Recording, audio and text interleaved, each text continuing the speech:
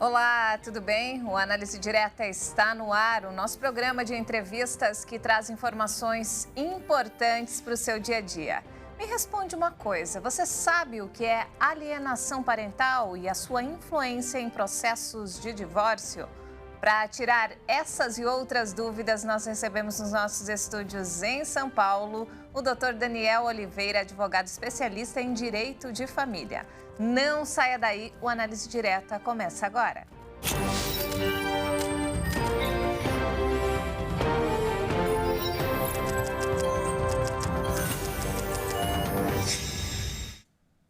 Seja muito bem-vindo ao Análise Direta. Hoje nós recebemos no programa o Dr. Daniel Oliveira, advogado especialista em direito de família. Dr. Daniel, muito obrigada pela presença e seja muito bem-vindo. Olá, Juliana. Muito obrigado pelo convite e é um grande prazer estar aqui, elucidando para vocês os temas mais diferentes e discutíveis no direito de família e sucessões. Doutor, explica para a gente de forma clara e simples o que é alienação parental. A alienação parental é todo ato que acaba atingindo psicologicamente e emocionalmente uma criança na relação entre pai e mãe. E como que funciona? Essa lei ela é de 2010 e ela teve alguma alteração em 2020, né? Como está atualmente? Sim. Com a tendência dos pais participarem mais da criação das suas crianças e ser mais ativo naquela criação, foi-se criada a lei e proibindo que houvesse discussões muito acaloradas entre pai e mãe que acabaram envolvendo a criança. Ou seja, os pais começaram a ter práticas dentro do relacionamento, do convívio familiar, que acabaram prejudicando muito a criança, seja na parte emocional, seja na parte psicológica, quando os dois começam a entrar em litígio um contra o outro. E como provar a alienação parental? Olha, a alienação parental é algo que é muito comum acontecer, principalmente quando os casais estão em litígio, e a sua prova é muito difícil. Mas, muitas vezes, para obter essas provas, os genitores acabam gravando algumas coisas. Mensagens de WhatsApp também são muito costumeiras para apresentar como provas e depoimento pessoal de testemunhas que presenciaram ou presenciaram qualquer situação de maior risco entre as partes. Doutora, você acha que é justamente por conta dessa dificuldade de provar que tem muita gente que é contra? É difícil você ser contra uma alienação parental, né? Mas existem muitas discussões a respeito disso, né? Acaba acontecendo muitas discussões porque, justamente por causa dessa prova difícil, os magistrados acabam afastando a ocorrência da alienação parental. Ou seja, ela ocorreu, mas como você não conseguiu provar, a ação acaba sendo improcedente, o que tem causado um pouco de uma tristeza e um descontentamento das partes, porque sabem que aquilo ocorreu, mas não conseguiu provar para o juízo que aquilo realmente ocorreu. É muito difícil. E por que você acha que os processos de alienação parental dispararam no período da pandemia?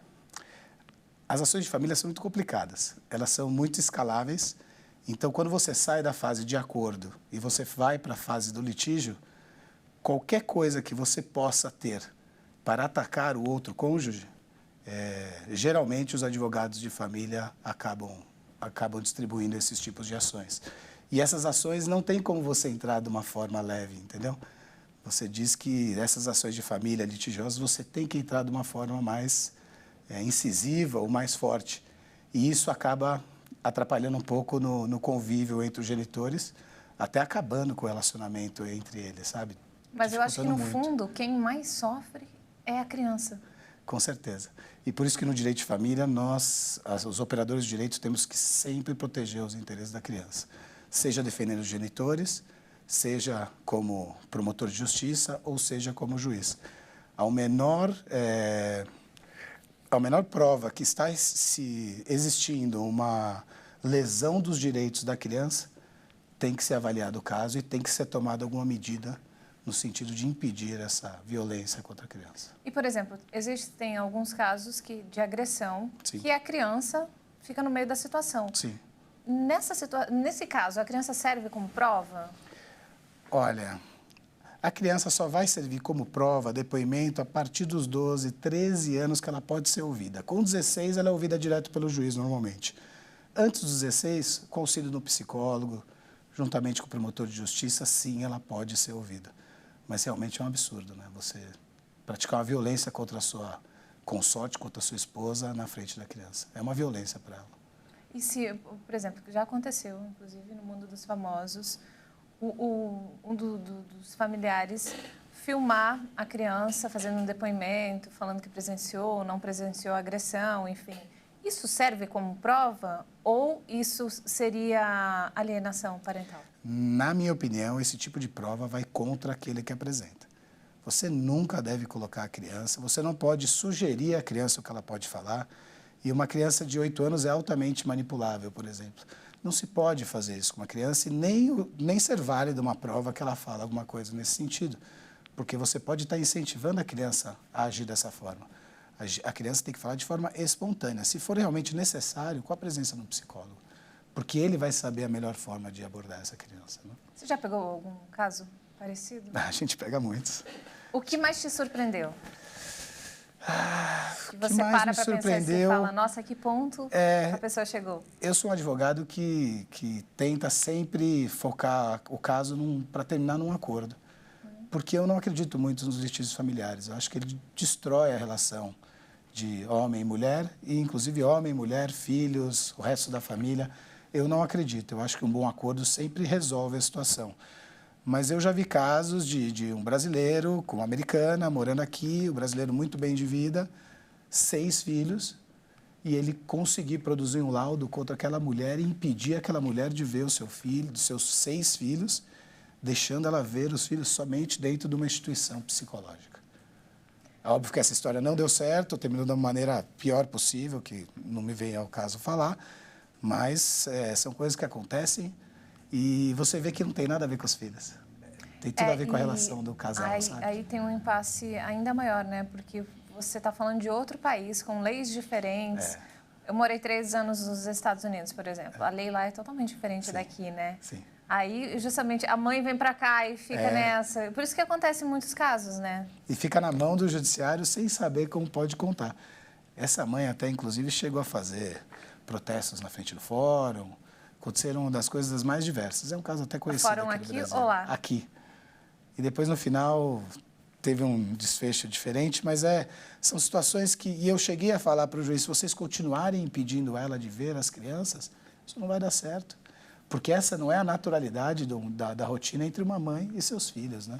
Você impedir uma mãe, por mais que ela não esteja bem, tudo, ou só deixar ela ver dentro de uma instituição pública, dentro do Brasil, você imagina como é que são essas instituições. É muito penoso para a mãe. Isso não pode dar certo. É muito complicado, né? E todo mundo sofre, né? Todo mundo sofre. Não é só o quintal, o casal que está envolvido. Sim. A criança, na verdade, sai mais prejudicada nessa história. Eu tenho achado interessante essas histórias entre famosos, porque não existe prejuízo maior para uma criança que toda essa exposição na mídia. Exatamente. Quem é o filho? Quem é não sei o quê? Ah, o seu pai é assim, a sua mãe é assim, está com outra pessoa. Pode sofrer bullying na escola. Isso é um absurdo, entendeu? Então, o mais correto ainda é que se entre num acordo e resolvam, sabe? Façam sem lavar a roupa suja para todo mundo pela mídia, ver, porque né? a mídia gosta disso. Ela se retroalimenta dessa briga entre os famosos. E isso não é saudável nem para eles, muito menos para a criança. E essa lei de alienação parental, ela tem sido objeto de intenso debate, né? Debate. Salvo engano, vai começar a valer uma pena para caso o agressor, né, o que pratica alienação parental, possa prever até prisão para esse agressor. Eu acho difícil acontecer porque quando acontece uma agressividade contra a criança ou contra o cônjuge, existem crimes mais gravosos que vão acabar passando por cima desse crime de alienação parental. Mas sim, pode sim ocorrer uma prisão, num caso mais gravoso, apesar de eu nunca ter visto. Né? E essa alienação, ela acontece em ambos os lados, assim, tanto o homem quanto a mulher? Ela acontece sim em ambos os lados e eu tenho visto muito, muito mais frequente nas classes sociais mais baixas. Porque acaba acontecendo a todo momento isso, entendeu? O pai, às vezes, não tem a conduta legal, a mãe se muda para outro lugar e vai, o pai também não tem muito condições de ter um advogado, isso acaba acontecendo com mais frequência e de mais difícil resolução. Mas também você vê hoje pela mídia que tem muitas coisas acontecendo. E é um dos temas mais delicados tratados no direito hoje, né? É um dos temas. Geralmente.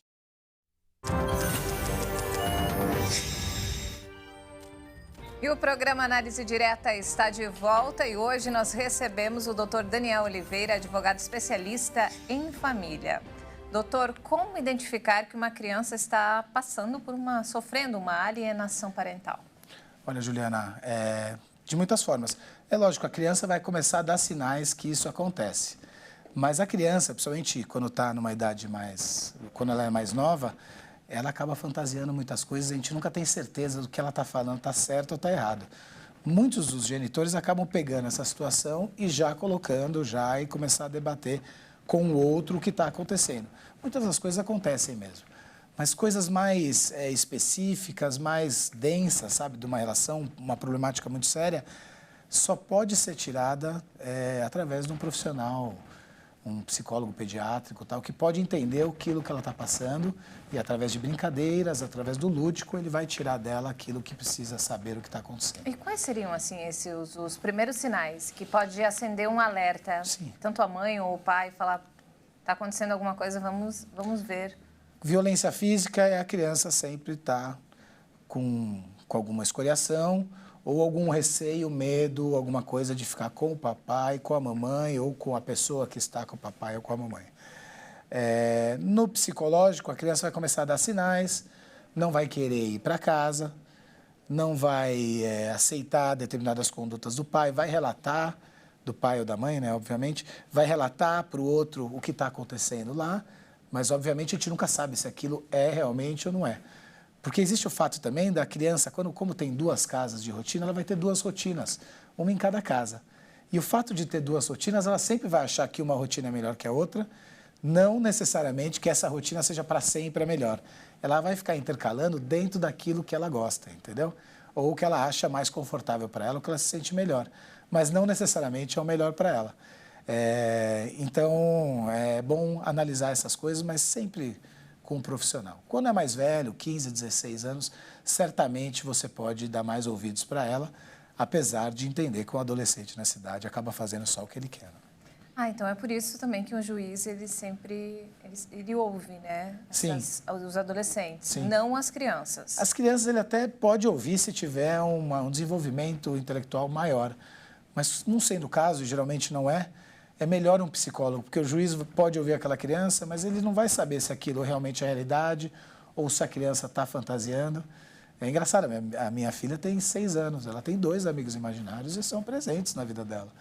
E a gente nunca sabe direito o que é um amigo imaginário, o que é a realidade, porque elas vão fazendo isso mesmo.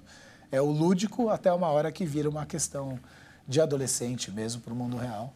E daí sim, você sabe que ela vai estar falando com mais firmeza aquilo. E o juiz, ele costuma ouvir o psicólogo, mas esse psicólogo seria um que atende a criança, já acompanha há algum tempo, ou alguém específico? Todos que acompanharam a criança podem ser chamados a ouvir. É lógico, isso só vai acontecer no caso do litígio. Geralmente nos fóruns, geralmente não sempre, vai ter o psicólogo forense. Ele trabalha lá no fórum, ele é um funcionário público na área de psicologia, e ele já faz esse trabalho com as famílias que entram em litígio lá no fórum e acaba ouvindo as crianças, os pais das crianças, até para entender. Tem assistente social também que, em conjunto, vai dar um laudo mais assertivo. E a parte que estiver passando por isso pode também ter um assistente técnico psicólogo que vai também acompanhar ou vai revisar aquilo que foi feito ou vai, auxiliar o perito forense a dar o melhor laudo ou produzir um laudo diferente daquilo que está sendo produzido. E essas histórias, elas costumam desenrolar de que forma na justiça? A primeira característica dessas ações é a morosidade. O nosso judiciário é muito moroso. Em todos os aspectos. Temos poucos funcionários, infelizmente. Esses profissionais da psicologia são poucos também. Então, tudo acaba demorando muito. Então, a primeira característica é um procedimento moroso. Por ser moroso, envolver filhos e emoção, a coisa vai sempre escalando mais e mais. dependendo do que se é produzido, ou algum parecer do Ministério Público, do psicólogo ou do assistente social que vá contra aquilo que as partes declaram, e realmente, de uma forma ou de outra, vai acabar indo contra um ou contra o outro, acaba trazendo uma consequência de acirrar os ânimos entre as partes até que aquela coisa se resolva. E aí acaba sobrecarregando a criança, né? Acaba sempre vai bater na criança. Você E por isso do já acordo. pegou algum caso assim, tipo, da criança estar totalmente traumatizada, que você bate o olho e você fala... Nós temos N casos. A separação, e por isso que eu sou a favor do acordo, o divórcio e a separação, se não for no meio amigável, ela sempre vai acabar resvalando na criança. A criança tem que ser muito evoluída para entender que, ou mais madura para entender que aquilo realmente era uma necessidade dos seus pais. Eles não deveriam mais ficar juntos.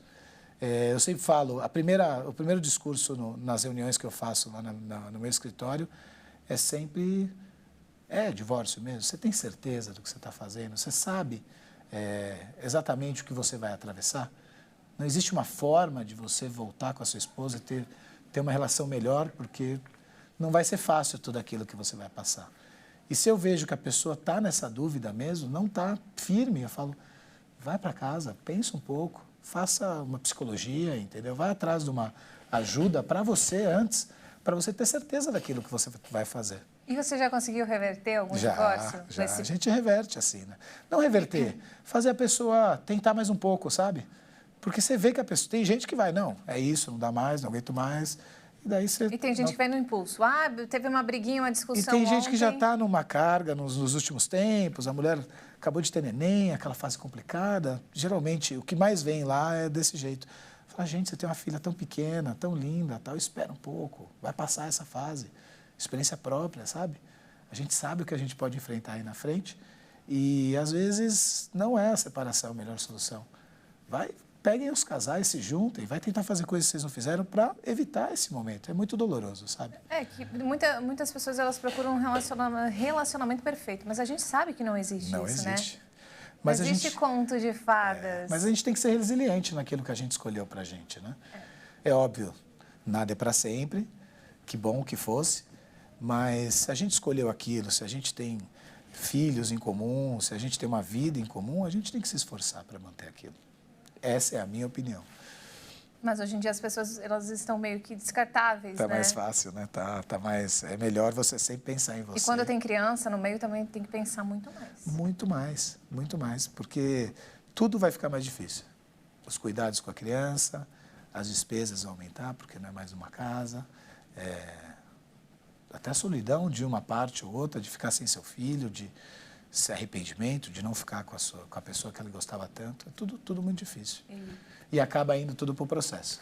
E quando você engata outro relacionamento também é um para saber se a pessoa vai tratar bem seu filho ou não. É terrível. Tudo isso tem que pôr na balança. E daí acontece um negocinho, daí você fala, não pode mais ficar junto, e daí você avisa o outro, e o outro acha um absurdo, que não pode, porque é uma pessoa boa.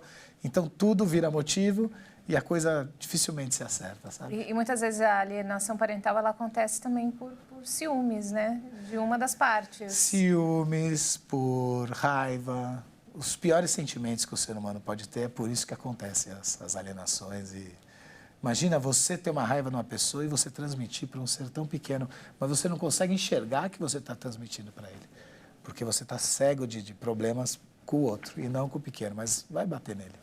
Porque o outro vai acabar se virando, vai ter a vida dele, vai trabalhar e tal, e a criança vai acabar sempre indo para um lado ou para o outro, ou seja, ela está sempre ouvindo desilusões e problemas de parte a parte. Não é fácil para a criança. Não é fácil crescer num ambiente de briga, de raiva, né, de agressão. Muitas vezes a agressão verbal é muito pior do que a física, né? Imagina você ouvir da sua mãe que o seu pai é uma porcaria, não é a pessoa ideal, não tem conduta moral suficiente, ou tem uma conduta questionável, né? Para não se falar as palavras que se falam aqui, né? Com todo o respeito. Mas é muito ruim, né? É muito triste. Certa vez a gente estava defendendo um jogador de futebol famoso até, e de muito bom tom, um jogador conhecido, todo mundo gostava dele e tal. E eles estavam se degladiando. E pior, os dois são bons, os dois inteligentes, os dois estudados, se degladiando nas mídias. Então, estavam acabando com a imagem deles e tudo caindo para cima dos filhos, que eram conhecidos. Todo mundo muito conhecido. E daí, uma hora a gente sentou com eles e falou, gente, vocês precisam resolver. Porque aí fora está todo mundo querendo isso que vocês estão fazendo. Eles adoram isso. Com certeza. Eles estão vendendo notícias e tal. E não é essa a intenção. Vocês têm que se resolver. Vocês têm patrimônio suficiente para os dois ficarem bem, as crianças ficarem super bem e acabar a questão. E daí eles acabaram fazendo um acordo. E nunca mais se falou sobre eles.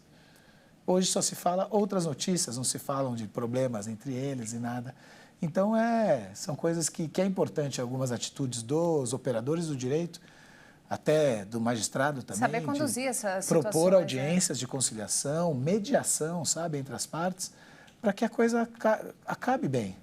O litígio acaba não fazendo bem para ninguém. Acima do profissional, você é um ser humano, né? Sim. Aí você consegue avaliar tudo o que está acontecendo ao redor. Sim.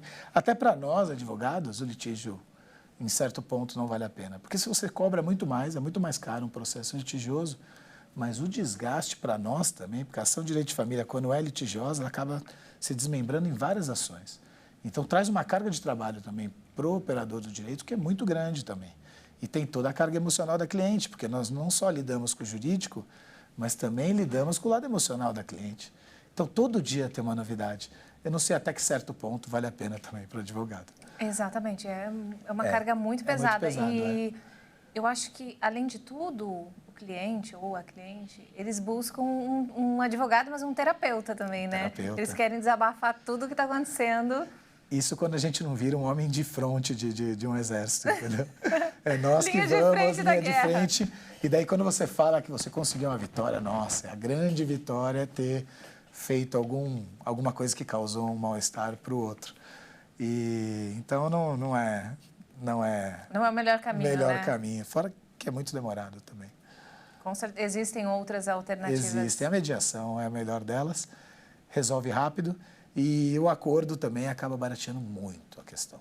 Pelo menos em questão de honorários contratuais, muito. O que a gente cobra no litígio, numa ação de acordo, cobra, sei lá, 25% do que se cobraria no litígio. Até chegar ao litígio, demora mais ou menos em média quanto tempo? O céu é o limite, Juliana. Não tem. Não tem. As ações são muito demoradas. O máximo que você já viu, assim, que você falou, caramba, eu acho que agora já está adolescente já. De família, talvez 10 anos, tem 8 anos. Gente. De inventário, 15, 18. O céu é o limite. Se não tiver um acordo, dificilmente termina. É muito tempo. É muito tempo. E nesse período, muita coisa muda, né? Inclusive o advogado. Já Imagina, aconteceu, 18 anos tocar uma ação e o cliente ficar e sentir empatia por você e você pelo cliente por 18 anos. É muito difícil. É muito tempo. Já aconteceu, tipo, tá caminhando para um litígio e a pessoa fala, putz, acho que não é o certo, vamos fazer um acordo. Geralmente o que acontece, essa é uma prática nossa, quando acaba tendo algum desencaixe no litígio, a pessoa ficou sem dinheiro, precisa vender um imóvel urgente, uma dívida que cresceu, uma questão que precisa se resolver comercial, tal, acaba dando acordo. Porque ela sabe que não vai desenrolar tão cedo. Então, se ela não recuar... Vira uma bola de neve, né? Vira uma bola de neve. Porque são honorários. Sim. E as Gastos. custas processuais, Sim. né? Sim. Vai indo. Sim. Imagina isso com juros. É terrível. Mas eu acho que logo de cara a pessoa não se dá conta, Não né? se dá conta. Também tem questões de acordos que são firmados porque a pessoa quer se livrar da outra. Então, ela faz qualquer coisa para fazer aquele acordo. Daqui um ano ela volta porque ela vê que o acordo que ela fez, prevendo 20 mil, 30, ou o céu limite de alimentos, por exemplo, hoje é impossível de ela pagar.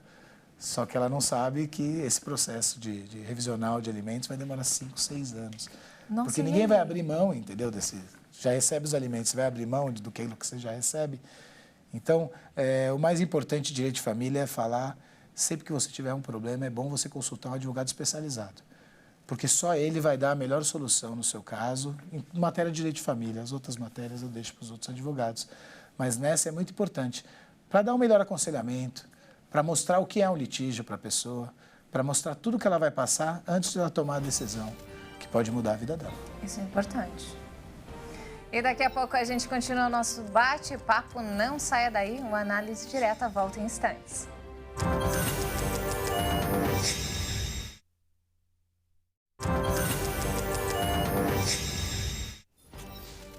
Nós estamos de volta e antes do intervalo, o doutor Daniel Oliveira estava falando sobre alienação parental.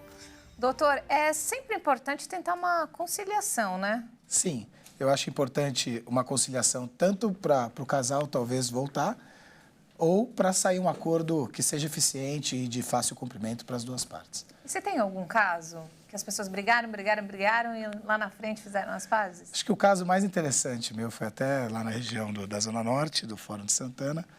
E nós fomos na audiência, foi uma briga tremenda.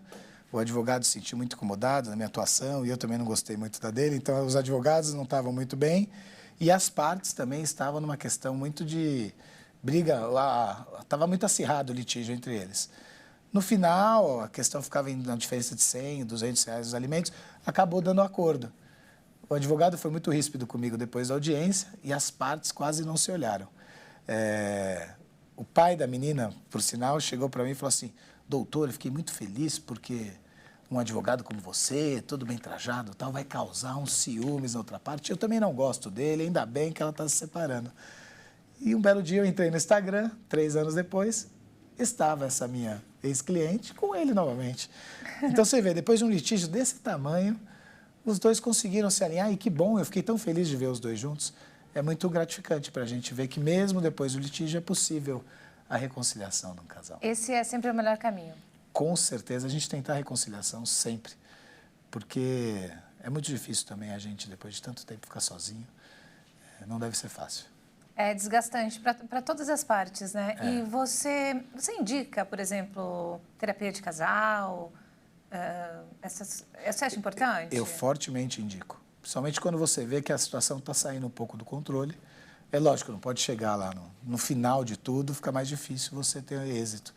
Mas se você vê que a coisa desencaixou, que alguma das coisas que aconteciam não acontecem mais, e que você ainda tem amor ali dentro para você ficar com a pessoa, por que não você tentar uma terapia de casal? Eu indico demais, eu acho muito importante.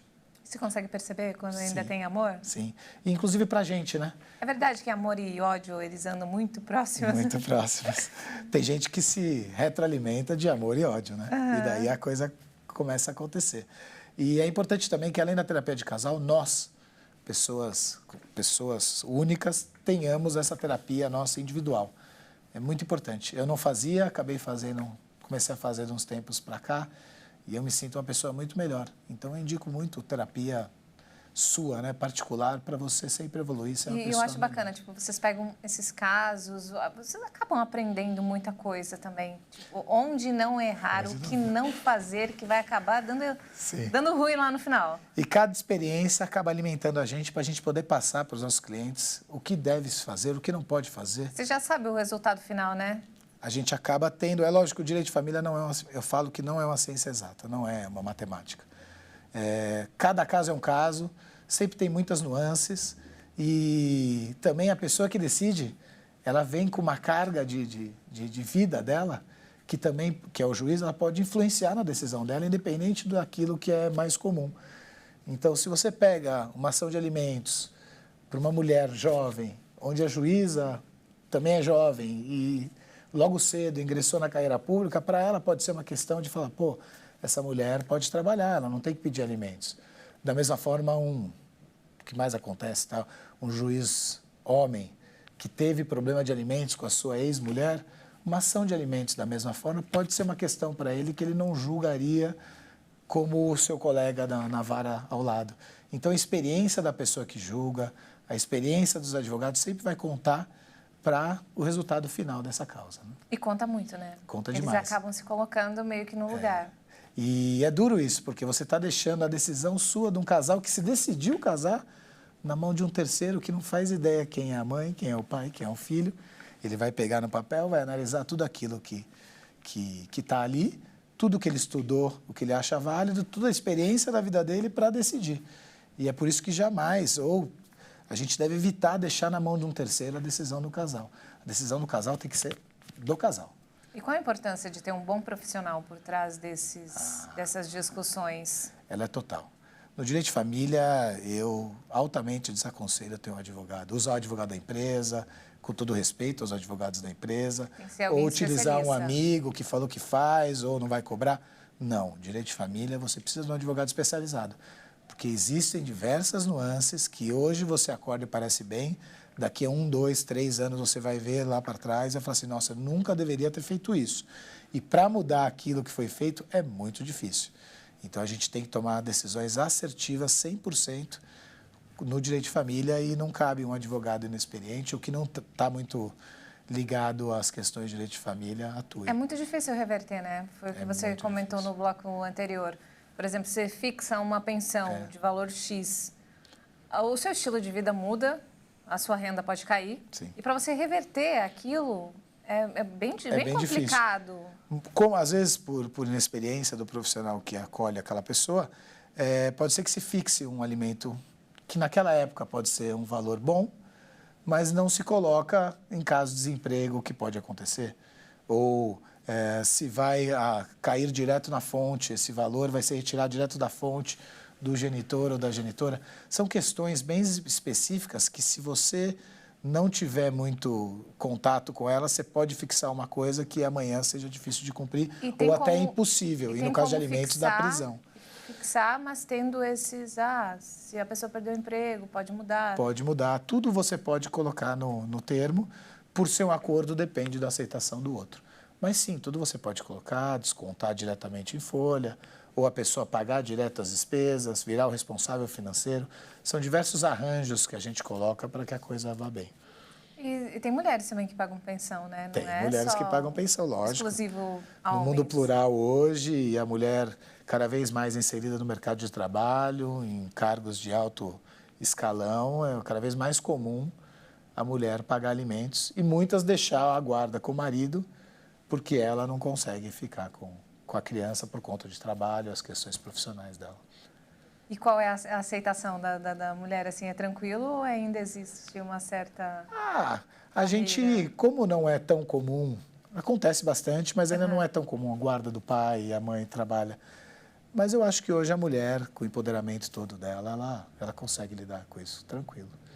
Mesmo porque, às vezes, tem pais que são pães, são melhores mães do que a própria mãe. É verdade, existem casos mesmo que Eu tenho diversos homem amigos. fica em casa cuidando do lar, enquanto a mulher está no mercado de trabalho. Não que o homem fique em casa, ele trabalha também, é mais freelancer, mas ele é um excelente cuidador das crianças, muito melhor que a mãe. Então, são coisas que vão acontecendo, o direito vai evoluindo, né? O direito de família ele vai mudando conforme a sociedade pede, né? Então, as situações vão ocorrendo e a gente tem que se adaptar às novas situações, aos novos enlaces, aos novos tipos de situações familiares que vêm ocorrendo no nosso país. E hoje você tem clientes só aqui em São Paulo ou no Brasil inteiro? A gente faz orientação para clientes até de fora do Brasil. Eu tenho um foco mais no estado de São Paulo, mas costumo atuar também em parcerias em outros estados. Tem fóruns em outros estados que são bem bairristas, sabe? É de difícil aceitação de nós advogados de outros estados. Então, muitas das vezes a gente costuma ter um representante, um braço lá, até para ter esse contato, sabe quem é o juiz, tem como conversar, tem mais acesso.